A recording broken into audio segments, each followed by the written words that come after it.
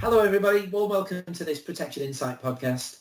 Joining me today is Stuart Easton, who is a key account manager over at Aviva, and today we're going to take a look at how to complete a trust form with Aviva for a protection policy. So welcome to the podcast today, Stuart. How are you? Fine, thanks, Vince. Welcome everybody.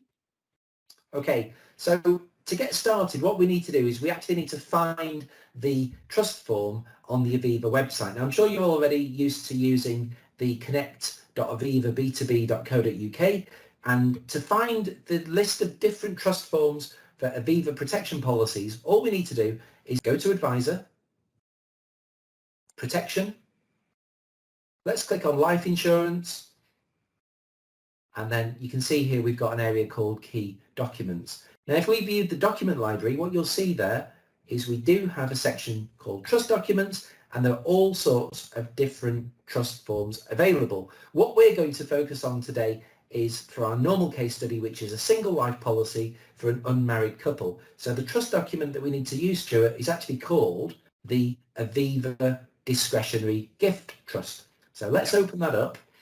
So what we're going to do is complete the trust form, and Stuart's going to guide me through the various parts. So if we open up the PDF, now you can see here, Stuart, this is an Aviva Discretionary Gift Trust for Protection. Can you just explain exactly how this works in terms of what types of policies it takes? So Vince and everybody on the podcast, it's a trust form that you can use for either a single life or a joint life policy. I think the thing to bear in mind is once the trust has been created, you can't cancel it. And you have to remember that creating that trust has got taxation as well as legal implications. What we would say to you as customers, you are giving them their advice in the hands of completing the actual trust form, and obviously you are giving them the customer the advice around that trust. Yeah, and it says on the first page there, Stuart, it says we strongly recommend you take legal and or financial advice before setting up a trust. Of course, that line of text is not aimed at you, the advisor, it's aimed at your client. So if your client happens to have an Aviva policy and they want to think about whether it's worth putting the policy into trust, it's actually addressing them. So it says that on the next line down, this is the final line that's in bold text. If you've got any concerns about whether creating a trust is right for you, please discuss this with your legal or financial advisor. So of course, you're the financial advisor. So I think what's interesting about this trust form, obviously this is the PDF. This is going to be the trust form that we use for any business which is already in force. Aviva do have an online trust process, so any new business, you can actually use the online process, which is fantastic. Discretionary, we know the word discretionary means choice, so the discretionary there that we're talking about is for the trustees. The trustees have got discretion. Gift means that anything we put into this trust is given away, so that's a key point to bear in mind. And of course, you can see there quite clearly it says protection, so this will work with a protection policy. So Stuart, if we just work our way down the trust form, and you can see at the bottom of page 1, there's some handy guidance notes there how to complete the trust form. And it says there, you complete the trust deed in black ink. We can actually compose most of it on the computer, can't we, Stuart?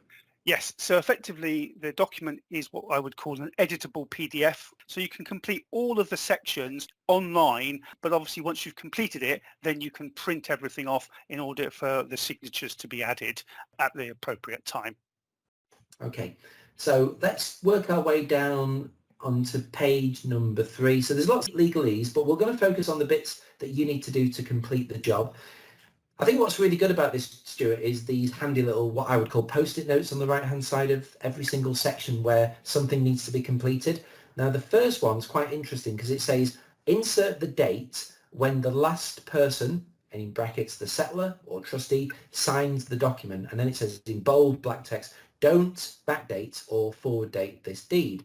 So effectively, we can leave that blank for the time being, can't we, Stuart? So when you're first completing this document, I would leave that blank and insert that date, but on the last date upon which the last person has actually signed, be that the settlor or any of the additional trustees.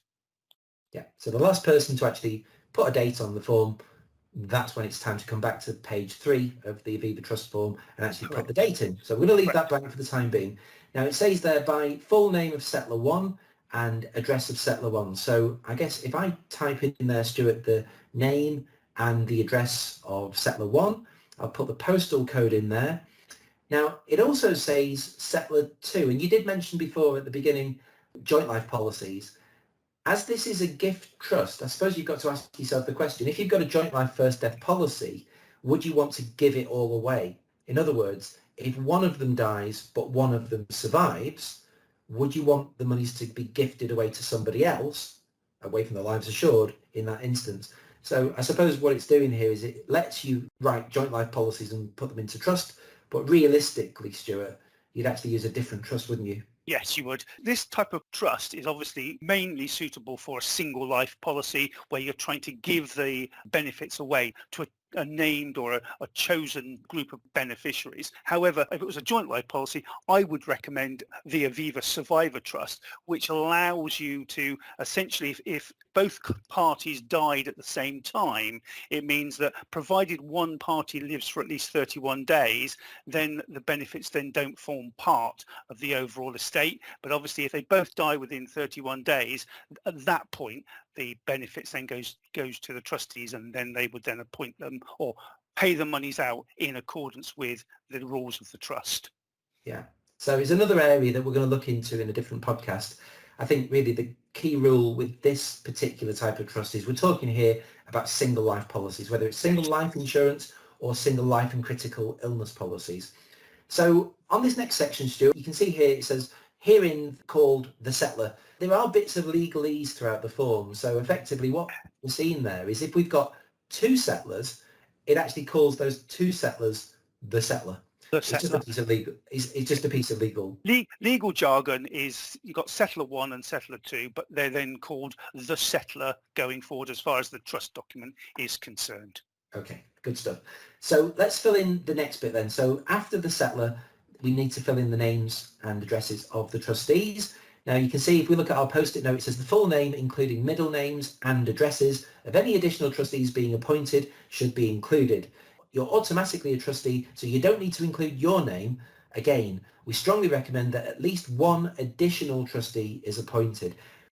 Okay, so let's fill in the names and addresses of the trustees, the additional trustees. So if I fill in the name of the first trustee, I actually have 3 here. It's good to see that we can identify each of them by way of date of birth. That isn't typical of every life company. And we put in there the address of the trustee and the postcode. And if I fill in number 2, and then let's fill in number 3. So I've got 3 additional trustees, and I've also got a settler created. So that's everything on page 3, Stuart. Yeah, that's right, Vince. And just remember, you need at least one additional trustee to obviously administer the trust in the event of a claimable event. Okay, so if we move down to page 4, Stuart, we've got the constitution of the trust. Sounds a bit grand, but what it's talking about here is policy numbers. So you can see on the post-it notes on the right-hand side, insert your policy number. So we're going to use this predominantly where we've got a life insurance policy that is already in force. So if we put our policy number into the first box, but also you can actually add up to 5 more in the additional boxes there. The post-it note on the right-hand side says, please insert any additional policy numbers you want to be assigned and held in trust. Again, bold letters, you can't change your mind, and all the policies you've listed will be subject to the terms of this trust. So if there are little policies, I suppose it makes sense to wrap them up in a trust, but that's easy enough. Okay, so if we move down to Part D, definitions. Now, this is where we actually get some classifications for beneficiaries. It says there on the post-it note, please list the full name, including middle names of each default beneficiary, your children or grandchildren, for example, who you want to benefit from the trust, along with the percentage share of the trust that you want to get to them. The total percentage share between the default beneficiaries should total 100%. So in here, Stuart, we will actually need to put in the names of the default beneficiaries, won't we? Yes, you do. Yes. So put down who is going to benefit as a result of this particular trust. Okay, so we'll put the default beneficiaries in there. Of course, you might want to be a bit more articulate by writing that letter of wishes. And of course, take a look at the Letter of Wishes podcast if you want to know a bit more detail about that. So if we move our way down the page, so if we go onto page 5, you can see there all those potential beneficiaries listed there. So that's people, family members, spouses, children, remote descendants of the settler. Very typical of these discretionary trust forms. But the bit I really like, Stuart, here, because it's in plain English, is Part E, principal trust terms. So just talk me through this one, Stuart. So Vince, the benefit of these split types of trusts means that in the event of, say, a terminal illness or an earlier critical illness claim, the benefits from that claim can be paid to the settler rather than to the trustees for them to distribute to the beneficiaries as per the trust. What you'll probably find is that if in the event of, say, a critical illness claim, for example, the settler themselves will probably want that money to use that money as they want, rather than the benefits going to the beneficiaries. So by not ticking those boxes, it means that the settler keeps the benefits for themselves to do as they want, rather than the benefits forming part of the trust.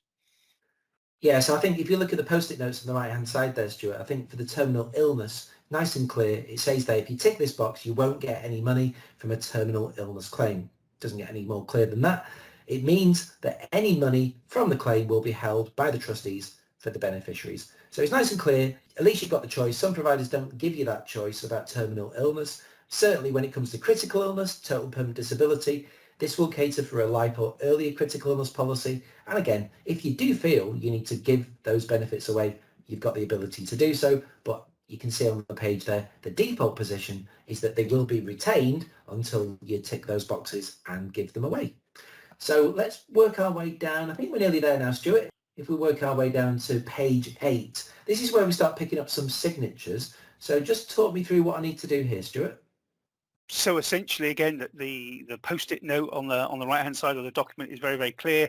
But essentially, the settler will need to sign, and they will have to then have that witnessed. The witness can be the advisor themselves, but as long as the witness is over 18, and they can't be a trustee of the deed, but essentially as long as they've got their name and address and they've been signed by a witness, then that's fine. That's all we need, as long as they're over 18. Yeah, so as an advisor, you won't be a trustee and you won't be a settler. So you will be able to act as the witness, as Stuart says there. So if we talk about these signatures that are needed, certainly that is one that you can tackle quite easily. So the settler is the client, that's the life assured. So we'll put the name and address of the witness in that box there. Now we'll leave the second settler because this isn't really going to be a trust that we'll ever use for joint life policies. And then if we move down to page 9, this is the final page really where we need to capture some signatures. These are where we've captured the signatures of the trustees. So each trustee needs to sign, and again, you can see that in the post-it note on the right-hand side, in the presence of a witness. So it makes a lot of sense really that if we're talking about trustees of your client, why not create some rules that says they need to be relatively contactable, within the vicinity. It's not always going to be possible, but it makes a lot of sense because if you've got to go and have a conversation with them about what their role is and about how this is going to work in the event of a claim in the future, it does make a lot of sense if you're dealing with that a bit more local. So we'll need a signature for the witness as well as the trustees, and you can see we've got boxes there for each of those trustees. So that really is the end of the form as it needs to be completed. We've now got this submission checklist at the very back of the form, Stuart. Just talk us through what we need to do to make sure that we've done everything correctly and then what we need to do with the actual trust form. So essentially, once you've got to the end of the document and you've actually completed it all, then there's a checklist which tells you what you've got to do next and making sure that you've adhered to all of the bits and pieces. So essentially, make sure the trust deed is dated, but with the date after the last person, either the settler or the trustee has signed it, making sure that the settlers have all filled in their names and addresses, and that the trustees again have filled in their names and addresses. And as we've said before, we recommend that you have at least one additional trustee. Obviously, in Part C, make sure you've entered the policy numbers. And again, in Part G, make sure that the settlers and the trustees that are named in Part A have signed everything in Part G. So once you've completed the trust form, you need to send the completed document to the Business Data Capture Centre, which is Aviva PO Box 520, Norwich, NR1 3WG, and that address should appear on your screen now. So as Stuart just says there, the key thing really, once you've gotten to this stage of the trust form, you've filled it all in, we've got everybody to sign it. Now we need to go back to the beginning and actually put a date now that everybody has signed and dated the trust form. Okay, so thanks very much, Stuart, for joining me today and walking us through how to complete the Aviva discretionary gift trust for an Aviva protection policy. I hope you found the podcast useful, and until next time, it's bye for now.